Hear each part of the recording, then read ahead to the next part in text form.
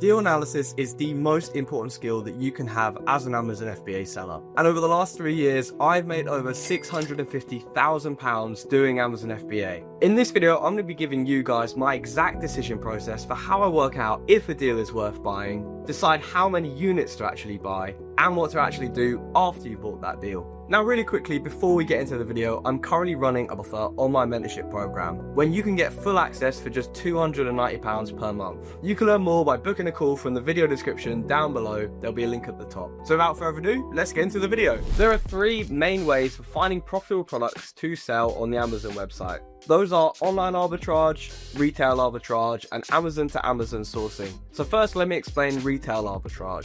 So this is maybe the simplest to understand as someone that's got no experience at all with Amazon FBA. It's basically where you're going to real big name retailers like Tesco's, Smith's, Asda, any of these sort of places, and just going in there with your phone and scanning the barcodes for every product in the store. From there, the app you're using, in my case Profit Go, will tell you the amount of volume that listing has on Amazon, so the amount of units that it sells each month, as well as the maximum price you should be paying for that item to actually make a good amount of profit. So it's really easy. It's literally just a case of going to the clearance sections in these stores, scanning every product that you see, and hoping that you find something. Online arbitrage is where you're doing basically the same thing, but just online, all through your laptop, just checking other websites. So you will go through as many websites as you could possibly find, look at the items on Amazon, find the matching listing for them, and then use that same bit of software, Profit Go, to just check the sales volume and the profit, and work out whether it's cheap enough with any discounts you can get, like coupons or anything like that, to actually buy and sell for a profit on Amazon. And then finally, Amazon to Amazon sourcing. So this is probably the most complex of the 3. It's a lot like trading stocks, but with physical products. You're just buying products directly from Amazon themselves when they're on sale, when there's usually some big discount on that product, and you're buying it with the hopes of that item returning to a much higher price in the future, which you can then sell it at. So it's just like reading a graph and taking a good guess as to whether or not you think the price is going to go up in the future. There are lots of other things you could check as well to ensure you're making a very good guess when you're buying these products. Now, while sourcing is obviously super important, it's actually a lot harder to actually look at these products and do the deal analysis side of things and work out, is the product actually worth buying and how many units should I actually buy off that product? And that is exactly what we're going to deal with in the rest of this video. So let's talk about deal criteria first of all. So the main things that you're looking at when you're looking at a product is the sales per month, the profit, and the ROI. When I first started out, for example, it was a minimum ROI of 15%, a minimum profit of £1 per unit, and a minimum sales of about 30 a month. Now, for the most part, this has stayed pretty similar over the years, but I have increased my ROI and profit minimums over this time. So about a year or so ago, I upped that to 20% ROI, and then more recently, I now don't buy anything that's less than £2 profit per unit and 20% ROI as well, but the sales per month have still stayed the same. This criteria just ensures that their items are actually profitable enough to sell on Amazon, account for any kind of returns or issues that you might get, pay for all your kind of software costs and any kind of costs like staffing or anything else. And also that sales per month criteria ensures that the products you're buying are actually in demand and they're gonna sell quickly on Amazon. And especially at times of the year, like right now with Black Friday, there are so many deals coming out that I've actually upped my ROI, and I'm only focusing on products that are at least 25 or 30% ROI because there's just so much about. I can only spend so much money on stock. It makes no sense to stick with that lower margin when there's deals out there with much higher margins. The last thing I want to be doing is spending all of my spare cash on a 20% ROI deal and then a day later find something that's 35% and sells even more. So you've got to be restrictive at times of the year like now. So my thought process throughout the years has definitely changed a little bit. Definitely when I first started out, I was looking at much cheaper products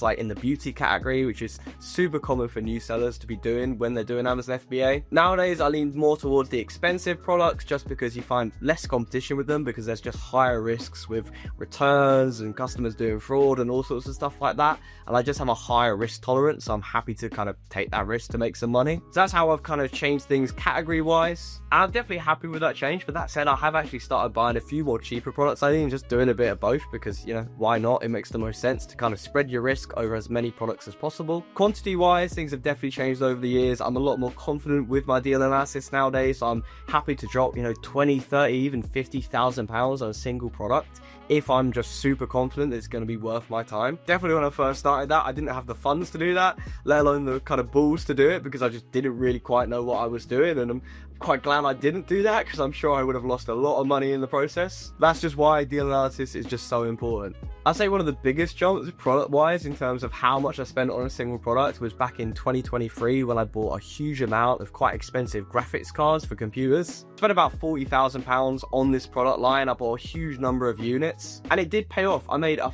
huge bucket load worth of profit. It was really good. But I remember at the time thinking, I have never spent anywhere near this amount on a single product before. Like, is this going to go wrong? But you know, it went right. You know, it was definitely worth the risk, and sometimes in business that's what you got to do. You just got to take that leap of faith and hope it works out, because what is the alternative? Be stuck in a 9-to-5 doing a dead-end job I hate? I think not. I mean, at this time, £40,000 was a huge amount to be spending on products, but wherever you're at in your Amazon journey, this could be, you know, miles off. It could be that £500 is a huge amount to spend on one product, and that's completely fine. But as you scale up your Amazon business and get more confident in your deal analysis, you too will be able to make these sort of big purchases. It just comes with time and experience. Right, so on screen now is what you would see when you're analyzing the deal with Profit Go. So it's a really simple bit of software. Here in the quick info box is the main bits of information you need to be looking at. So we've got the sales per month here, so you can see this vacuum cleaner here sells 100 times per month, so that's great. Obviously it's really good volume. See, the price we're getting at is also really profitable as well, really high profit and ROI on this item. Scrolling down, you can see the BSR, so this is a bestseller rank, and it basically determines how well a product sells on Amazon. The lower this number, the more it sells. In this case, you can see that this is the top 0.04% in this Amazon category, with a sales rank of 27,000. So that's really good. It means it is the 27,000th best-selling product in this category, which is really great. Obviously, there are tens of millions of products on Amazon, so that's a really good score. If we scroll down a bit, we can see the alerts, so these are just kind of things to watch out for. So this is fine. We can see the buy box is shared, it's not an Amazon dominated listing. You can see the product has 6 variants, but that's not a concern in this case, because we've got this monthly sold line down here that clearly shows how much the product sells. This is not a private label listing, there's no known IP issues, it's a standard size product, so it's going to be fairly easy for us to ship.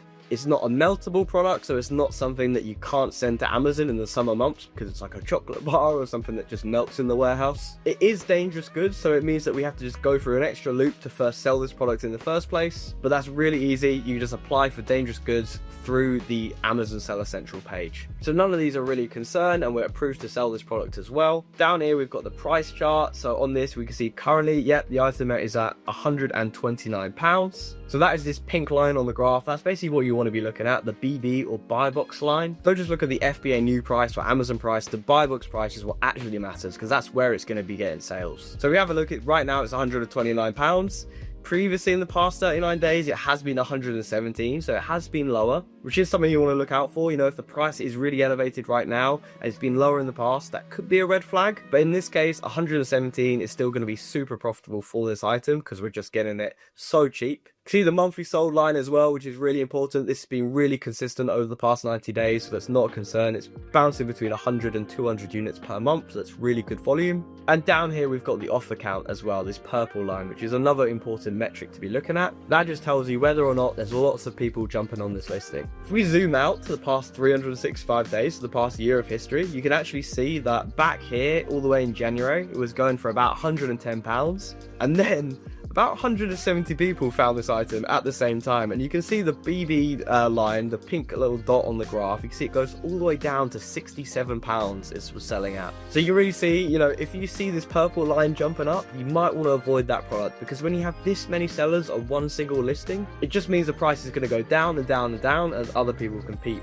with each other. Now obviously you can see that over the past 365 days, as sellers have dropped off, the price has gone up and up and up, and that's obviously a good sign. But it would mean for this item, had you bought it back here in January, you'd be holding that product for a good few months. Down here we've got the offers tab, so this just allows you to see how many other people are selling this product, how much stock they've got, and what prices they're selling it at. So here we've only got a few other sellers really, so this is not a concern at all. We've only got like 3 sellers here that are within £10 of the buy box. Down here as well we can check the variations, so on this listing you can see that there are a few different variations on this listing. We can use this button here to check the review percentages, and we can see that in this case the item we're looking at is getting 82% of the reviews. That's that's a really good sign because it just means it's the most popular product on this variation listing. Down here you can see the buy box statistics, so this is just something you want to check to make sure Amazon isn't dominating the listing. On this listing you can see they're only getting about 25% on the buy box, which is a really good sign. Though if you're seeing this and it's at 90 or 100%, you might want to think twice about jumping on that listing.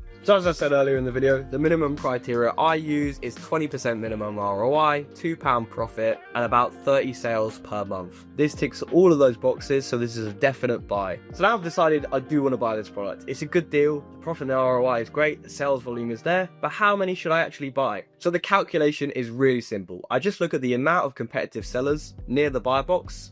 So in this case, there's 3 people, maybe 4 just to be safe. I then add myself on as a seller, so we basically got 5 sellers, myself included, to compete with. And then I divide the sales per month, so in this case it's 100, but it's even touching 200 at some point, so let's say 150 sales per month. And I just divide that by 5. So 150 divided by 5, that means I should buy about 30 units of this product for optimum cash flow. And that will give me about a month's worth of supply. Now in recent times, because I've kind of adjusted how I do things, I would actually buy a little bit more of this product, especially because of how high the ROI is. I think especially with my capital, I probably would be buying about 100 of these. But the calculation I just explained is the best thing you can possibly do at the start when you're still figuring out Amazon and you don't want to go too crazy on any single product. So now we've actually bought the product, we've got our 30 units on the way. What do we do now? Now once you've done all this deal analysis, you've actually clicked buy, decided on the units that you want, and actually got that purchase arriving at your house, that is when the fun starts. All you now got to do is put a barcode on the product. You've got to send it off in a big box to Amazon. They will then store the product for you, and once that product eventually sells, they'll ship it to your customer and deal with all the customer service and logistics side of things. Then once it's sold, about 2 weeks later, you'll get that payment to your bank account, and you can then spend that money on more stock for your store. When the product is actually in my inventory and I'm waiting for it to sell, I'll just keep my product price in line with the buy box, so I'll just kind of match the price on the listing. But if I do see that the product is selling really quickly, I will usually put up the price a little bit, let other sellers sell out at those lower prices, and just kind of capitalize on the increased profit. So I said in the intro that this criteria has helped me make over £650,000 in profit in just 3 years. And there is so much more knowledge that I have on Amazon. My mentorship program has helped people like Sam make £60,000 in profit in a single month. It's helped Leighton buy his dream car, it's helped Aiden 50x his capital, and it's helped Wes add an additional £6,000 a month in profit alongside his 9 to 5. So if you want to be next, you can access my full mentorship program for just £290 per month. That is less than the price of a VA, and you're going to get one-to-one calls, group sessions, a 10-hour video course, and so much more. Finally, like and subscribe as always if you found this video helpful, and click up here to watch my video on the best sourcing methods that you can use to find products for your deal analysis skills.